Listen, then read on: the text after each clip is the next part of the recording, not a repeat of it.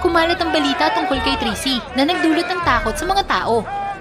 Hinihiling sa maharlikang pamilya na mabilis siyang mahuli.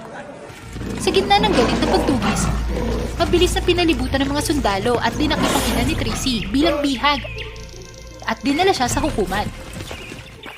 Bumalik si Tracy at nakitang bihag ang kanyang ina.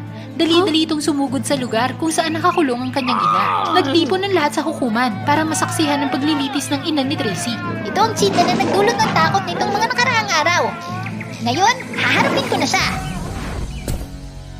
Pakawalan mo agad ang nanay ko! Huh? Ikaw na munting kasuklam-suklam na halimaw. Wala kang paraan para makatakas ngayon. Ang maliksi na prinsesa ng cheetah ay umiwas sa lahat ng mga pag-atake mula sa mangkukulam at mga sundalo. Ha? Anong nangyayari? Tracy? Nang makita ang kanyang anak na inaatake, sinusubukan ng nanay na cheetah na itulak ang kulungang bakal sa mangkukulam. Ngunit talagang mapagmatsyag ang bruha, itinulak niya ang hawla. Dahilan para mahulog ito kay Prinsipe Gray. Ayos ka lang? Niligtas mo na naman ako. Itinulak ni Tracy ang bakal na kulungan at nahulog ito kay Pi-Star. Junie, iligtas mo ako!